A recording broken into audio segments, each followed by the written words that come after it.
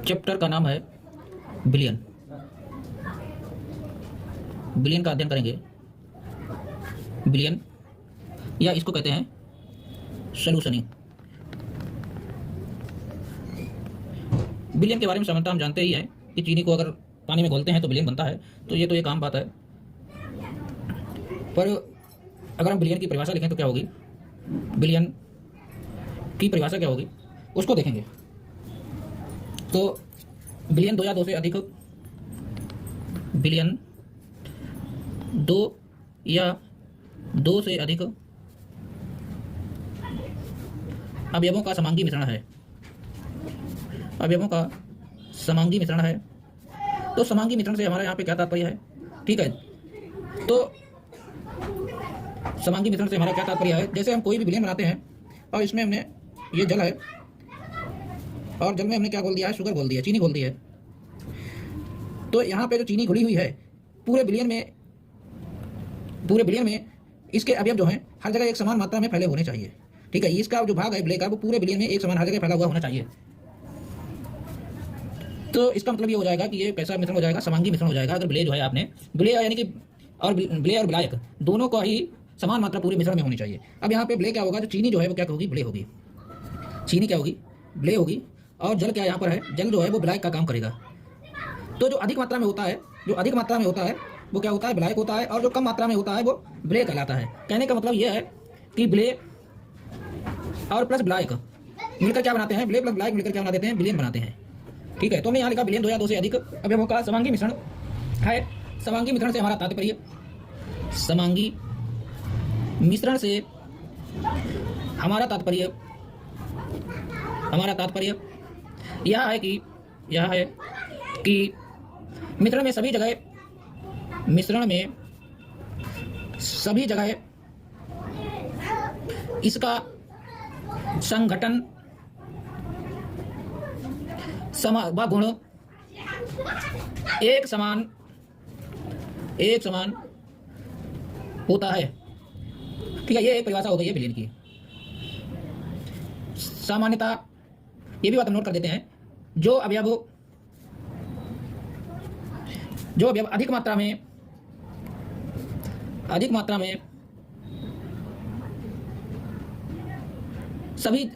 में उपस्थित होता है वह विलायक कहलाता है। वह क्या कहलाता है, विलायक कहलाता है, ठीक है। तथा जो कम मात्रा में उपस्थित होता है, तथा जो कम मात्रा में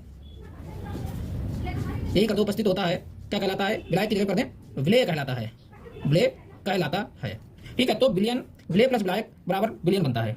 हमारे जो सिलेबस है उसमें द्विअंगी बिलियन की बात की गई है, बाइनरी सॉल्यूशन की बात की गई है। यानी कि दो ही चीजें होंगी, इसमें केवल एक विलेय होगा और एक केवल दो अवयव होंगे, ठीक है। अब हालांकि ज़्यादा भी द्विअंगी की जगह त्रिअंगी बिलियन भी होते हैं, लेकिन हमारे इस सिलेबस में एंटर के केवल दो ही अंगी की बात की गई है, तो हम दो ही अंगी की बिलियन की चर्चा करेंगे, ठीक है। जैसे हम कहें कि 20%, जैसे हम यहाँ पर एक उदाहरण दे दें कि 20% इथाइल अल्कोहल 80% जल में ये विलेय है, ठीक है। तो यहाँ पे आप कहेंगे कि ये 20% इथाइल अल्कोहल ये कम है, तो ये क्या है, यहाँ पर विलेय का काम कर रहा है। और ये क्या है, यहाँ पे 80% जल जो है वो क्या है, ये विलायक का काम कर रहा है, ठीक है। ये विलायक का काम कर रहा है। अगर इसी बात को हम पलट दें, 80% इथाइल अल्कोहल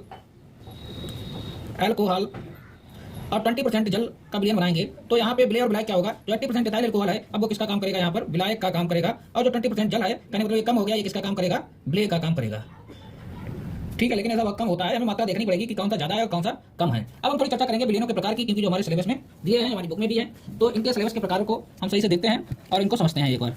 तो इनको किताब से ही देख लेते हैं, तो हमारा टाइम जो है थोड़ा कम खर्च होगा, ठीक है। बिलियन के प्रकार, तो नंबर 1 पे हमें देखना है, नंबर 1 गैसीय विलयन। अब गैसीय विलयन कितने प्रकार से बन सकते हैं, 3 प्रकार से बन सकते हैं, ठीक है। एक बार गैस को गैस से मिलाएंगे, एक बार द्रव को गैस से मिलाएंगे, एक बार ठोस को गैस से मिलाएंगे, ठीक है। तीनों बार एक बार विलायक जो है यहाँ पर गैस जो विलयन विलायक बनाएंगे वही विलायक में रखा जाएगा। इस बात का हमें ध्यान रखना है। जैसे यहाँ पे गैसीय विलयन है, यानी कि गैसीय विलयन बना रहे हैं, तो ये विलायक का काम कर विलायक के रूप में लेंगे, ज्यादा मात्रा में लेंगे। अब हम गैस को गैस से मिलाएंगे, उदाहरण इसका है ऑक्सीजन पर नाइट्रोजन गैस का मिश्रण, ठीक है। द्रव को गैस से मिलाएंगे, क्लोरोफॉर्म को नाइट्रोजन गैस में मिश्रित करेंगे। ठोस को गैस में मिलाएंगे, कपूर का नाइट्रोजन गैस के साथ विलयन बनाएंगे, तो ये कैसे विलयन तैयार हो जाएंगे, गैसीय विलयन का तैयार हो जाएंगे। तब नंबर 2 पे हम चर्चा करेंगे द्रव विलयन की। द्रव विलयन में क्या करेंगे, यहाँ यहाँ पे द्रव को विलायक के रूप में लेंगे, ठीक है। पहले गैस को मिलाएंगे तो जल में घुली हुई ऑक्सीजन, इसका एग्जांपल है। द्रव को द्रव से मिलाएंगे, जल में घुली हुई एथेनॉल, और ठोस को द्रव से मिलाएंगे, जल में घुला हुआ ग्लूकोज, ठीक है।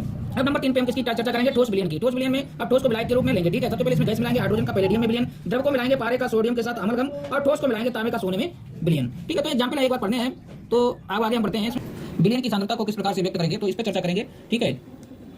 किसी विलयन का संगठन जो है, संगठन उसकी सांद्रता में व्यक्त किया जा सकता है। सांद्रता को गुणात्मक और मात्रात्मक रूप में व्यक्त कर सकते हैं। गुणात्मक रूप से हम कह सकते हैं कि विलयन तनु है, ठीक है। अगर विलयन का थोड़ा जो विलयन बना रहे हैं, ठीक है, और वो कैसा है, अपेक्षाकृत आपको लग रहा है पतला है, तो उसे कहेंगे हम कि विलयन कैसा है, तनु है। अतः विलय जो है अपेक्षा बहुत कम मात्रा है, इसमें जो विलय मिलाया है हमने, इसमें उसकी मात्रा कैसी हो जाएगी, बहुत कम है। और अगर कम है तो विलयन कैसा बनेगा, तनु बनेगा, ठीक है। और यहीं पर अगर हम विलय ज्यादा मिला देते हैं तो विलय हम कहते, तो अगर हम विलय इसमें ज्यादा मिला देते हैं तो विलयन कैसा बन जाएगा, तो हम कहेंगे कि विलयन कैसा है, ये सांद्र है। तो विलयन को हम ये भी कहते हैं कि कैसा है विलयन, तनु है, विलयन सांद्र है। तो इसको हम विलयन की सांद्रता को इसी प्रकार से व्यक्त करते हैं। किसी, इसको भी नोट कर लेते हैं, किसी विलयन का संगठन, विलयन का संगठन उसकी सांद्रता में व्यक्त किया जा सकता है, उसकी सांद्रता में व्यक्त करते हैं, सांद्रता में व्यक्त करते हैं, व्यक्त करते हैं। सांद्रता को गुणात्मक और मात्रात्मक रूप से व्यक्त कर सकते हैं।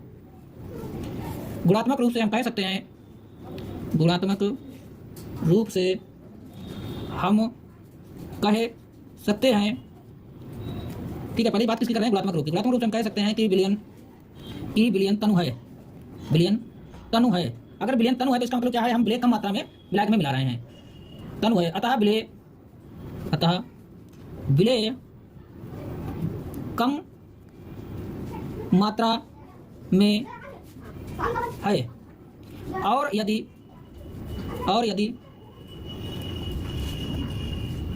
विलय अपेक्षाकृत अधिक मात्रा में है,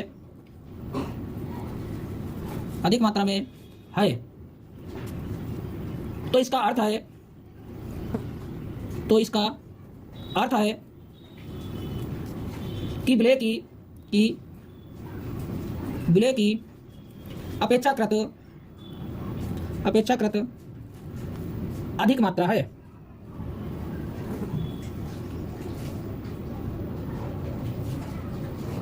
अधिक दो बार हो गया है, तो इसका अर्थ है विलय की अधिक मात्रा है। यदि विलय की अपेक्षाकृत अधिक मात्रा है तो इसका अर्थ है कि, माफ कीजिए यहाँ पे सही करना थोड़ा, कि विलयन सांद्र है, विलयन सांद्र है। तो हम ये कहेंगे कि विलयन सांद्र है यदि विलय अपेक्षाकृत अधिक मात्रा में है। तो यहाँ पे ये कंफ्यूजन रहता है कि विलय कम मात्रा में है या अधिक मात्रा में है, तो इसमें थोड़ा कंफ्यूजन बना रहता है। इसीलिए हम क्या करते हैं, विलयन की मात्रात्मक सांद्रता को मतलब व्यक्त करने के लिए क्या करते हैं, मात्रात्मक जो वर्णन है उसका अध्ययन करते हैं, जिसमें हमें बिल्कुल सही जानकारी प्राप्त होती है। इसमें केवल हम गैस अंदाज लगाते हैं कि विलयन अगर अपेक्षाकृत ज्यादा है तो सांद्र है, विलयन अपेक्षाकृत कुछ आपके आइडिया से कम विलय है तो वो कैसा है, तनु है। कोई सही जानकारी प्राप्त नहीं हो पाती है। तो सही जानकारी प्राप्त करने के लिए, सांद्रता की सही जानकारी प्राप्त करने के लिए हमें मात्रात्मक जो टर्म्स हैं उनका अध्ययन करना पड़ता है। तो अब हम मात्रात्मक टर्म्स का अध्ययन करेंगे।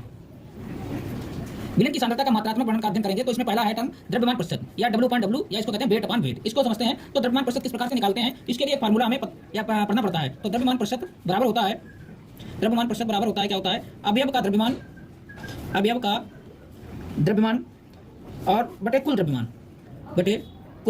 और प्रतिशत निकालना है तो हम क्या करते हैं, 100 से मल्टीप्लाई गुणा कर देते हैं। अब जैसे हम एक एग्जाम्पल ले लेते हैं, जैसे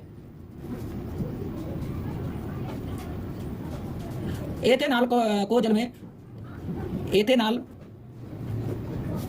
का जल में 10% विलयन का तात्पर्य है। अब हम कहेंगे एथेनॉल का जल में 10% विलयन है, तो इसका क्या तात्पर्य है, इसका तात्पर्य है, विलयन का तात्पर्य है कि 10 ml एथेनॉल को 90 ml जल में घोलने पर 100 ml विलयन प्राप्त होता है। ठीक है, इसका मतलब ये है, इन टर्म्स को समझना है क्योंकि ये जो है सवालों में यूज होती हैं। एथेनॉल का जल में 10% विलयन का तात्पर्य है कि 10 ml एथेनॉल को 90 ml जल में घोलने पर 100 ml विलयन प्राप्त होता है। इसको हम एक सवाल ले लेते हैं तो और अच्छे से समझ जाएंगे। तो सबसे पहले एक सवाल ले लेते हैं, 10 ग्राम सुक्रोज 10 ग्राम सुक्रोज 100 ग्राम पानी में घोला जाता है, 100 ग्राम पानी में घोला जाता है। द्रव्यमान प्रतिशत ज्ञात कीजिए, द्रव्यमान प्रतिशत ज्ञात कीजिए, द्रव्यमान प्रतिशत ज्ञात कीजिए।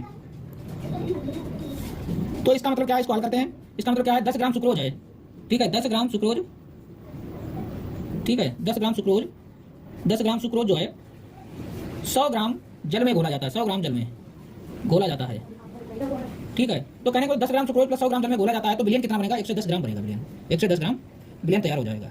अब हमें इसका क्या निकालना है, द्रव्यमान प्रतिशत निकालना है। तो साधारण सवाल है, द्रव्यमान प्रतिशत बराबर क्या हो जाएगा, अवयव का द्रव्यमान, अवयव यानी कि विलेय का द्रव्यमान, अवयव का द्रव्यमान बटे कुल द्रव्यमान बटे कुल द्रव्यमान गुणे 100। अब अवयव का द्रव्यमान कितना है, अवयव का द्रव्यमान तो 10 है, 10 ग्राम सुक्रोज घोला जाता है। कुल द्रव्यमान कितना है, 110 है। अब गुणे क्या करेंगे आप, गुणे क्या करेंगे, 100 कर देंगे, 100 से गुणा कर दो, ठीक है। अब 0 से 0 काट दो, 100 बटे 11 आ गया। इसको हल करेंगे 9.09% आ जाएगा। चलिए ठीक है। अब इसके बाद सेकंड टर्म को पढ़ेंगे हम, ठीक है, मात्रात्मक वर्णन में। सेकंड टर्म क्या है, सेकंड टर्म है द्रव्यमान आयतन प्रतिशत, या हम कहेंगे आयतन प्रतिशत, आयतन प्रतिशत। इसको कैसे लिखते हैं, इसको लिखते हैं वॉल्यूम अपान वॉल्यूम, ठीक है। और ये किसके कैसे निकालते हैं, ठीक है, आयतन प्रतिशत अवयव का। तो आयतन प्रतिशत कैसे निकालेंगे, आयतन प्रतिशत बराबर होता है, आयतन प्रतिशत बराबर क्या होता है, अवयव का आयतन बटे, ठीक इसी प्रकार से है, अवयव या विलेय का आयतन, अवयव का आयतन बटे में क्या हो जाएगा, कुल आयतन, कुल आयतन और गुणे 100, गुणा 100। तो इस प्रकार से आयतन प्रतिशत को निकाल सकते हैं, ठीक है। अब नंबर 3 पे पढ़ेंगे द्रव्यमान आयतन प्रतिशत। इसको कैसे निकालते हैं, द्रव्यमान आयतन प्रतिशत निकालने का फार्मूला होता है द्रव्यमान आयतन प्रतिशत बराबर, द्रव्यमान आयतन प्रतिशत बराबर विलेय की मात्रा, विलेय की मात्रा या विलेय की मात्रा, ठीक है, विलेय की मात्रा, या यहाँ पे लिख सकते हैं द्रव्यमान, विलेय का द्रव्यमान भी लिख सकते हैं, ठीक है। बटे में क्या रखेंगे, कुल आयतन, कुल आयतन, और गुणे क्या रखेंगे हम, 100 यहाँ पे रखेंगे।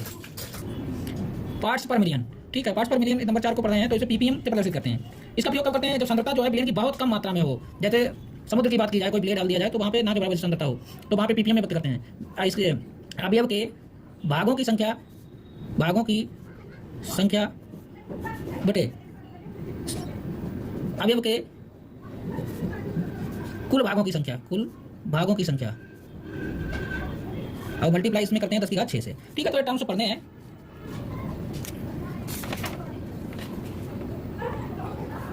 इसके बाद हमें पढ़ना है मोल अंश। मोल अंश थोड़ा इंपॉर्टेंट है क्योंकि ये